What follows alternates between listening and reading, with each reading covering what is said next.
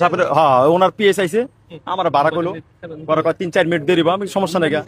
MP সাহেবের কথা বলছে, কোন এমপি সাহেব আমি তো জানি না। পরে বাসার মধ্যে লয়ে গেছি, আমরা 5 মিনিট বয়া রেখে রাখছে। পরে 5 মিনিট পরে উনি আসলো, 180 টাকা ভাড়া করলো, পরে 300 টাকা দিয়া উনি চলে গেল। এই যে বাংলা মোটর থেকে।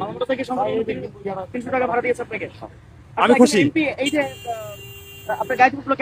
আমার অনেক ভালো লাগছে, অনেক ভালো লাগছে। আর বলতে আর আমি ভাড়া চাই না, ঠিক আছে আমি ভাড়া চাই না। ওই পিএসটা কইতাছে 150 টাকা ভাড়া দিল না, পরে আমি 180 টাকার কথা বলছি, পরে 300 টাকা দিয়ে আপনি কি জানতেন যে আপনাকে এমপি সাহেব করছে?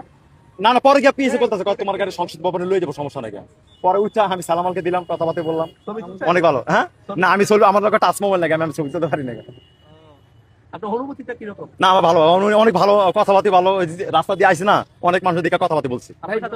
হ্যাঁ আমার সাথে উনি তো আমার সাথে কথাবার্তা বলছেন। শোনেন, আমি টাকা পয়সা বড় কথা, কিন্তু আমি অনেক খুশি হইলাম। আমার জিগালো গাড়ি করে চালাই কেমনে, কি পোষাও কেমনে, চলো কেমনে, কি আসে বিষয়, চলতে পারো কিনা আমার বলতেছে। আমি আঙ্কেল চলতেছি কোন রকম, আলহামদুলিল্লাহ। এই যে বর্তমান যে বাজার অবস্থা, হুন্ডা মোটা চলতেছে, আমি চলতেছি কোন রকম 500 টাকা পাই, মানে আমার সংসার প্রতি কথাটা জিগেলো। যাক আলহামদুলিল্লাহ, দাঁড়িয়ে আছে তো কথাবার্তা তো ভালো লাগে।